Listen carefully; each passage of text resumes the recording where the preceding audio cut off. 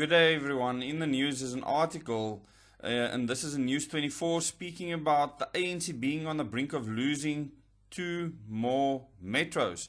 And why is this important? The fact that Kobera as well as eThekwini might be lost to other parties, and it's interesting to see how the African National Congress, as the ruling party in South Africa since 1994, is transitioning away from being a majority party, and all the things that this might cause. And in this article, very importantly, it actually states that based on news that followed because of polls that were done, showed that the support for the ANC is what they call in free fall, and less than 40% of voters now support the former Liberation Party.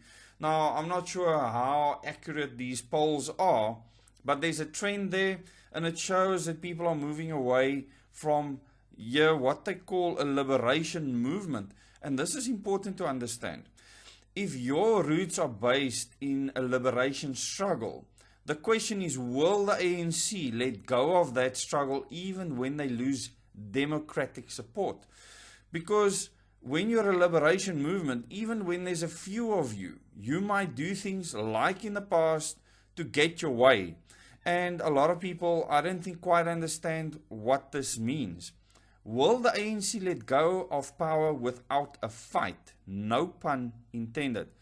And in this article it says the ANC is on the verge of losing political control of 2 more metro councils, eThekwini, Durban and the Nelson Mandela Bay, Kobera, with motions of no confidence expected to be submitted against the 2 cities' mayors this week. Now, you might find this boring, but this trend is certainly not. This news follows a week in which the ANC poll showed that it is in free fall and less than 40% of voters now support the former Liberation Party. Now, whether this is true or not, this is a narrative that's being put out there by the mainstream media, which means that this is a narrative that people need to feel.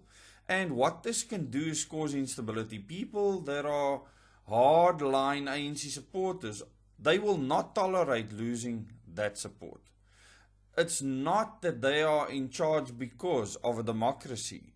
They were put in charge, and the movement was chosen to be the movement to destroy this country's infrastructure, everything related to that, as well as normal society. The ANC figures have been confirmed by another confidential nationwide poll, which shows that the party enjoys only 38% of support among voters, 8 percentage points less than it drew nationally during the local government elections in November.